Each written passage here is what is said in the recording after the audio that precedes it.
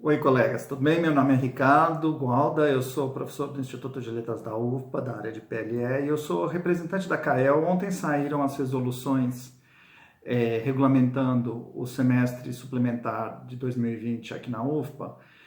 E a gente teve uma longa reunião hoje da CAEL discutindo, foi mais um bate-papo, discutindo as nossas angústias, preocupações, e daí, Alessandra, no meio da reunião, eu comecei a falar umas coisas sobre as minhas experiências com vídeo, com YouTube, com ferramentas digitais, que como esse semestre vai ser todo remoto.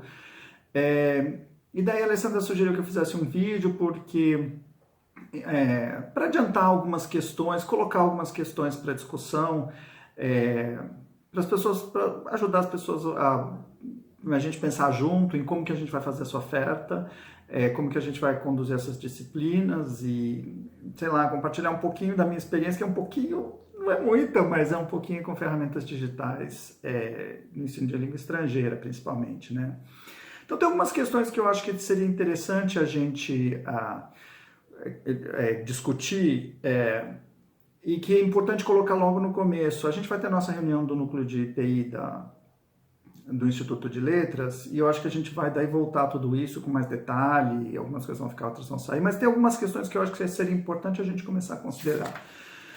Primeira coisa é o seguinte, essa é um desafio, é uma dificuldade, mas é uma oportunidade também, e EAD veio para ficar. Se essa já era uma discussão 20 anos atrás, hoje mais ainda, as pessoas usam muito. Eu acho que a gente tem que usar essa oportunidade não como um problema, mas como uma maneira de avançar o nosso conhecimento de e-learning, né, de educação remota, à distância, e aprender coisas novas, talvez, eu acho que a nossa volta, coisas que eu imaginava que fossem acontecer, de incorporar tecnologias no ensino universitário, que eu achava que fosse acontecer daqui a 10, 15, 20 anos, talvez aconteça daqui a 2, porque a gente não sabe quando vai ser a nossa volta, como ela vai ser, enfim. Então, eu acho que é uma oportunidade que a gente não teria de outra maneira de testar coisas, de experimentar coisas novas e de tentar ver o que funciona e o que não funciona, né?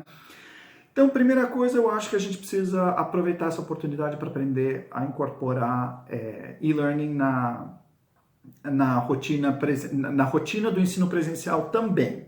E não só apagar esse incêndio e depois esquecer tudo isso. É uma oportunidade muito valiosa, é um laboratório que se formou por causa dessa circunstância infeliz aqui, mas que a gente pode usar como uma experiência de aprendizagem. Segundo, eu acho que a gente vai ter agora, vamos marcar as nossas primeiras reuniões do grupo de TI, mas eu acho que a gente devia montar um fórum de tecnologia digital aplicado ao ensino de letras no ILUFPA, e talvez a gente fazer, além das nossas reuniões, fazer um canal de YouTube, um podcast, alguma coisa, isso a gente precisa discutir, mas eu acho que é importante todo mundo contribuir, falar o que está fazendo, o que está dando certo, o que está dando errado, inclusive os professores têm menos experiência e menos vontade de lidar com e-learning, porque justamente é para esses professores que a gente precisa montar as coisas, para ser fácil, para ser interessante, para ser produtivo e cobrir alguns buracos na educação presencial. Não é substituir.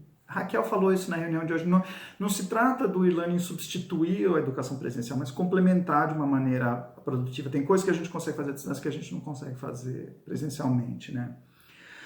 A outra coisa que eu acho que a gente precisava fazer, eu já falei isso na reunião com Fernanda, e eu queria insistir, eu acho que a gente precisa fazer um processo acelerado nas instâncias necessárias para a gente coletar dados e fazer pesquisa com essa experiência de e-learning que a gente está tendo, porque a gente precisa apresentar um projeto de pesquisa, a gente precisa então passar nas instâncias e no conselho de ética. O ideal seria que a gente conseguisse se juntar, fazer projetos de pesquisa meio ao mesmo tempo, num prazo pequeno, submeter, aí Lilian, não sei se você vai assistir esse vídeo, mas se você estiver assistindo, talvez você pudesse ajudar a gente, fazer um processo acelerado, inclusive no conselho de ética, para a gente conseguir coletar dados dos colegas, dos alunos, por entrevistas, questionários, esse tipo de coisa, mas também pelas aulas. Eu acho que isso seria super importante para a gente levantar dados, fazer reflexões e aprender alguma coisa com essa experiência, não ser só um trauma que depois a gente apaga e volta.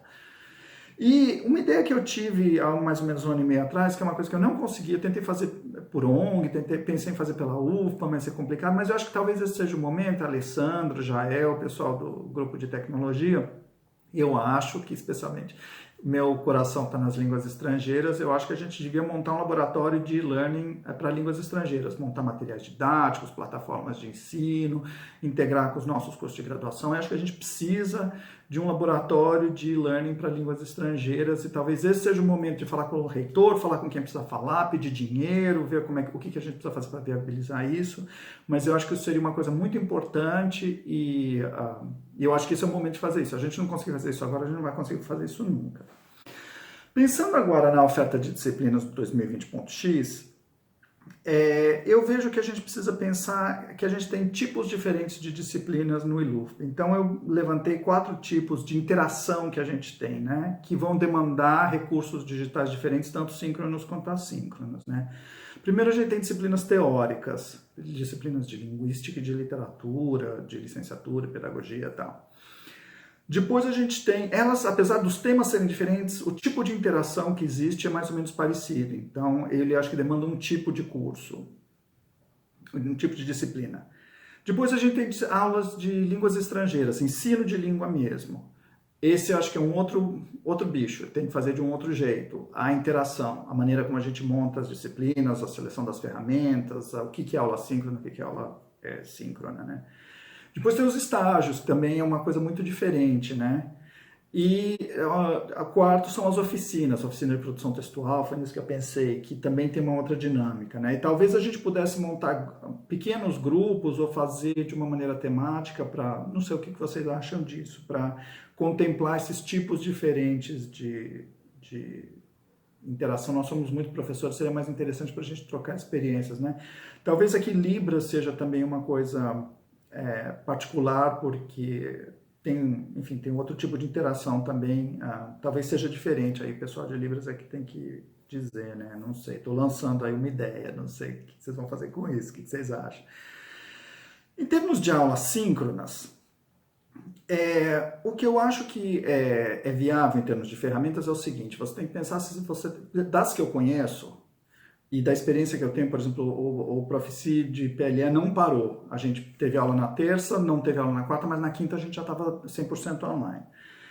E o que a gente fez foi, e eu estou acompanhando o grupo de 23 universidades no Brasil inteiro que estão no mesmo esquema, e a gente conversa muito, e uma das atividades de extensão que eu vou ter nesse semestre vai ser um encontro que a gente vai ter para trocar ideias e tal. Então tem uma diferença muito grande no tamanho do grupo que você tem. Se você tem um grupo até 10, 15 pessoas no máximo, você pode ter um tipo de ferramenta digital, pela minha experiência. Se você tem um grupo de mais de 20, daí você precisa fazer outro tipo de coisa. Então, o que eu acho é o seguinte, para grupos pequenos, você consegue, treinando os alunos aprendendo a lidar, então, desligar a câmera e o microfone, se inscrever pelo chat e só falar, e daí falar na sua vez, um de cada vez, você consegue fazer isso, viabilizar a participação dos seus alunos em aulas síncronas, com grupos de até 10 alunos. Eu não tentei com mais do que isso. Eu sei de uma pessoa, a Miriam, no Pará, que está fazendo isso com os alunos, já que é um grupo de 15 alunos.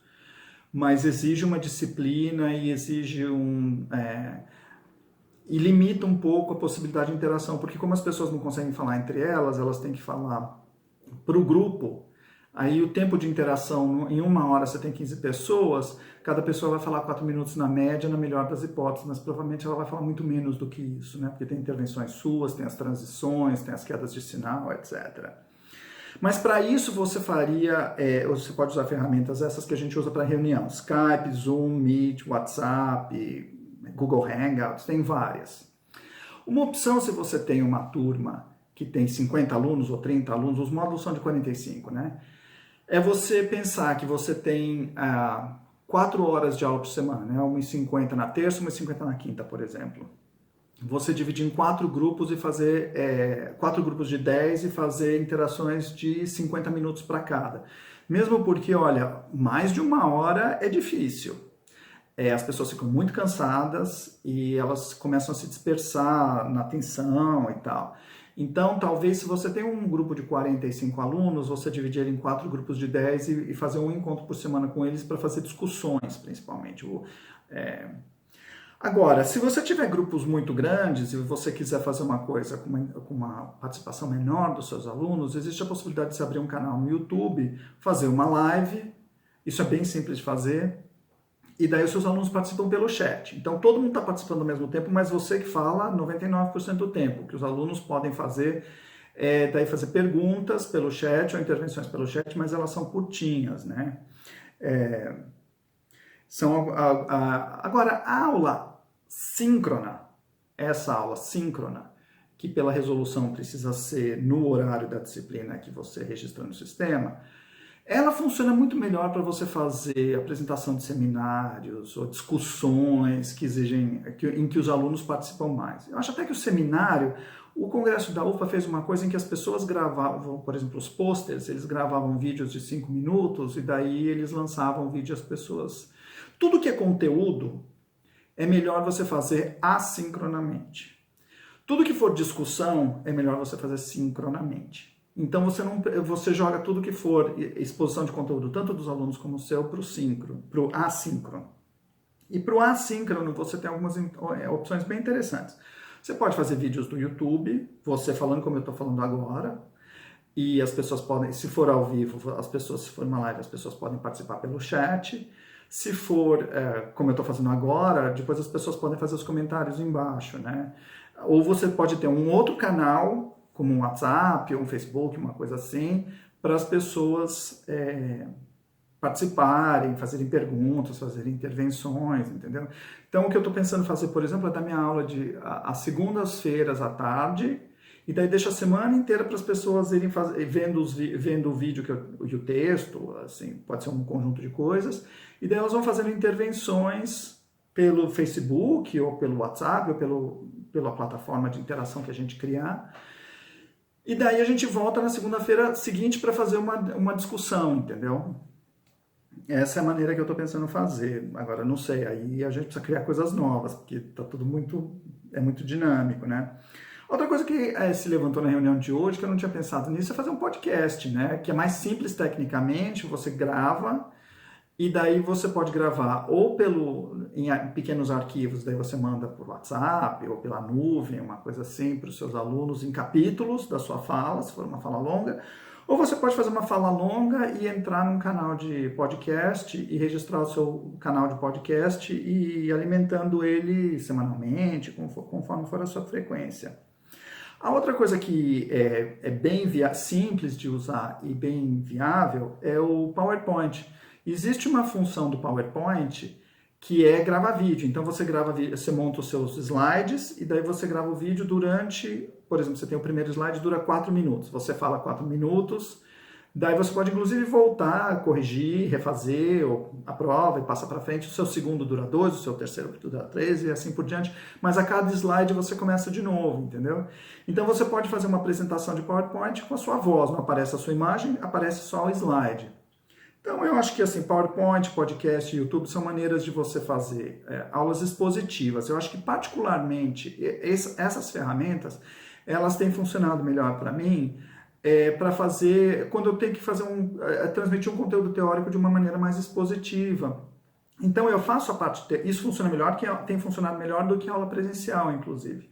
Então, eu faço um vídeo de conteúdo, que as pessoas podem ver a hora que elas querem, podem ver acelerado, podem ver picado, pode voltar nas partes que elas acham melhores. O resultado tem sido melhor fazendo aulas expositivas teóricas por vídeo do YouTube do que na sala de aula presencialmente, que tem um que chegou atrasado, tem outro que saiu mais cedo, tem outro que não está prestando atenção, tem outro que está... Enfim, no YouTube tem sido mais eficiente. E você pode casar, por exemplo, o que eu tenho feito eu faço um vídeo do YouTube, dou um artigo para a pessoa ler e faço um questionário a seguir, que ela precisa fazer para discussão, para aula de discussão. E daí na aula de discussão é só discussão mesmo, não tem mais transmissão de conteúdo, né? E existem plataformas de interação interessantes. Eu não gosto de dar meu WhatsApp para os alunos porque eu só uso o WhatsApp para a minha vida pessoal, não participo quase de nenhum grupo, são pouquíssimos. Mas existe... Facebook é muito bom para interação, porque as pessoas vão colocando os comentários delas. Eu não gosto do Facebook, eu não uso o Facebook, mas para interação de curso ele é legal, porque as pessoas... E fica tudo registrado, né? Então, Facebook é um legal. Mas tem várias plataformas que você pode usar para daí as pessoas irem fazendo comentários, mandarem coisas, arquivos e tal. Para um atendimento também picado, pontual ou individual ao longo da semana, tem o WhatsApp mesmo, que a pessoa pode te mandar uma pergunta por um áudio, um e-mail também. Agora, enfim, essas são algumas ideias preliminares que a gente pode discutir. Tem gente que gosta do Moodle. Eu, particularmente, tenho um problema com o Moodle, que é o seguinte, eu acho que o conceito do Moodle é um conceito antigo. Ele até teve algumas reiterações, umas atualizações, mas o que eu vejo hoje que as pessoas estão usando na internet, particularmente no ensino de língua, que é a coisa que mais me interessa, é que em vez de ter uma plataforma guarda-chuva que faz tudo, as pessoas individualmente, de acordo com as preferências delas, elas tem milhares de ferramentas para aprendizagem de língua estrangeira. Então o que as pessoas estão fazendo é que elas usam um pouquinho de uma coisa para uma coisa, uma outra ferramenta para outra coisa. Então as pessoas estão lidando com 4, 5 ferramentas ao mesmo tempo, todas comerciais abertas muito comuns, muito intuitivas. É isso que eu estou falando, é WhatsApp, YouTube, coisas do nosso cotidiano. E isso tem agradado mais as pessoas porque elas fazem a composição que elas querem. Isso tem funcionado, esse conceito tem sido mais produtivo e tem sido mais adotado pelas pessoas de uma maneira geral do que você ter uma coisa guarda-chuva que faz tudo. Bom, outra coisa que a gente precisa pensar é o seguinte, o acesso dos nossos alunos vai ser por celular. Essa experiência que a gente está tendo no Profici, do ProEmpli, Profici do PLE, a experiência que as pessoas estão tendo em outras universidades, e o edital do MEC, que está dando banda larga para as pessoas, eles estão dando minutos de internet móvel, então, para os alunos carentes. Então, os nossos alunos só acessam a internet praticamente exclusivamente por celular. Então, a gente tem que desenhar coisas que as pessoas possam acessar pelo celular. Então tem que ser arquivos leves, arquivos de fluxo, não de você baixar o vídeo, o seu vídeo no YouTube ele pode ser pesado, porque ele vai em fluxo, você não baixa o arquivo todo, entendeu? O Moodle é praticamente impossível usar no celular, demanda muitos dados, é difícil, não dá para instalar, é bem complicado usar o Moodle. Então eu acho melhor você picar e usar coisas que funcionam para os alunos. O que a gente está vendo no Profici é que os alunos têm acesso, eles têm celular e eles conseguem ter acesso à internet de um jeito ou de outro. Rouba do vizinho, compartilha com o vizinho, compartilha com o amigo, é o da família. As pessoas estão dando um jeito de ter acesso à internet, mas a qualidade do acesso é baixa, então cai muito, falha, eles não conseguem baixar arquivos pesados, demora. Então a gente tem que lidar com coisas que as pessoas saibam usar, que então não exijam treinamento, essas coisas, e que seja leve, que elas possam usar mais ou menos no tempo delas. Por isso o WhatsApp é muito bom, porque você manda uma mensagem de voz, o sujeito ouve a hora que ele consegue, responde. Essa semi-sincronicidade do WhatsApp é uma coisa interessante, né? O YouTube, essas outras coisas que eu falei, né? A outra coisa que eu vi é o seguinte... quando a gente fala, eu tenho visto alguns colegas falando assim, eu quero saber o que eu vou usar, eu quero que me digam o que vai fazer. Eu vejo que às vezes as pessoas estão inconscientemente, assim, intuitivamente, pedindo uma receitinha, assim, de como que eu faço, o que eu faço, um modelinho, um formulário para preencher. Isso não existe. Primeiro porque esse negócio de TI é muito dinâmico. Ferramentas surgem o tempo inteiro e se desatualizam o tempo inteiro, então isso é muito dinâmico. Então, veja, por exemplo, do Lattes. Lattes acho que surgiu em 2000, era uma coisa super inovadora, hoje é um dinossauro. O Lattes não faz o menor sentido hoje. O Moodle mesmo pelos problemas que eu falei, ele é um conceito muito abrangente guarda-chuva que as pessoas não estão aderindo, elas não gostam disso intuitivamente, né? E assim, eu acho que a ferramenta que exige que você faça um curso, um treinamento para você usar ela, já tem um grande problema, quer dizer, você pega o Google Classroom, ele é super intuitivo, você aprende a usar ele instantaneamente, mexendo nele. São poucas funções muito simples. Todas essas ferramentas comerciais são muito simples, você não precisa fazer curso, você precisa ir desenvolvendo, claro. Mas o Moodle, eu pessoalmente acho muito complicado, um conceito muito antigo de Java, né? Bom, então o meu foco é na seleção de ferramentas, que também é uma coisa pessoal. Tem coisas com as quais você se sente à vontade, que você tem afinidade. Eu gosto de fazer vídeo, eu me sinto bem fazendo, tenho alguma experiência com isso, tenho meus estúdios nababescos aqui do Ricardo Golda Productions. Mas tem gente que não gosta, que não quer pôr a cara no mundo, eu entendo, eu também tenho um certo receio, não gosto disso, assim, não quero ser influencer, youtuber, não é o meu objetivo, assim, pelo contrário, assim, isso me apavora um pouco. Então eu acho que assim, essa composição de ferramentas tem uma coisa de você... a minha experiência, o conselho se vale alguma coisa, é dizer o seguinte, usa o que você sabe. Você sabe usar e-mail, WhatsApp e PowerPoint? Use e-mail, WhatsApp e PowerPoint. Outras ferramentas você pode ir incorporando gradualmente ao mesmo tempo, ao longo do tempo. Mas você pensar que vídeo do YouTube, o primeiro vídeo que você vai fazer, a iluminação fica ruim, o som não dá para ouvir nada, o arquivo fica muito pesado, você vai colocar, as pessoas não conseguem baixar, dá uma série de problemas técnicos, ou você fala demais, fica um vídeo muito longo, esse daqui já está longo demais, já está com 20 minutos agora, né? Se não terminar. Então tem um aprendizado. Então vai incorporando as ferramentas aos poucos, mas começa com o que você conhece. Depois, abre uma conta na nuvem. iCloud, OpenDrive, tem várias. Se você não tem uma conta na nuvem, abre uma conta na nuvem, porque é o melhor jeito de você mandar arquivos para as pessoas, inclusive arquivos que as pessoas podem editar. Então, se você precisa mandar um vídeo, você precisa mandar um áudio, precisa mandar um PowerPoint, a melhor coisa é você subir na nuvem, manda o link para os seus alunos baixam no momento e na hora, e do jeito que eles conseguirem, no equipamento que eles tiverem.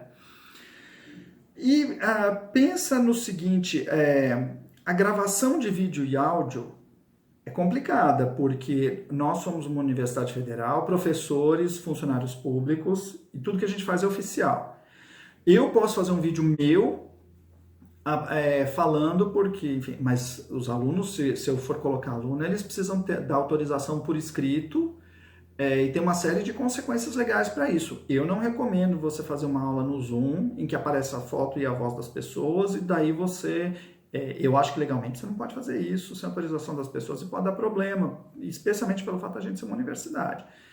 Então, tem essa questão que eu acho que ela é importante. Mas, enfim, o que eu ia dizer é isso. Vamos tentar aprender e estruturar uma coisa que a gente possa fazer pesquisa, criar um laboratório que eu acho que é importante, pensar com os nossos grupos, compartilhar experiências, especialmente com os grupos específicos, então pessoal de disciplinas teóricas, pessoal de oficinas, de estágios, tal.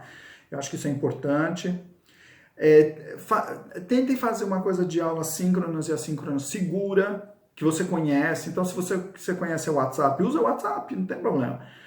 Você e os seus alunos. E olha, tem uma curva de aprendizagem que a gente viu com Proficia, que a gente estava usando na primeira e segunda semana, a gente não está usando mais. Tem coisas que ficaram muito banais e a gente pode usar coisas mais sofisticadas. Tem coisas que a gente usou que não deram certo. Então é dinâmico. O planejamento que você faz agora é uma intenção.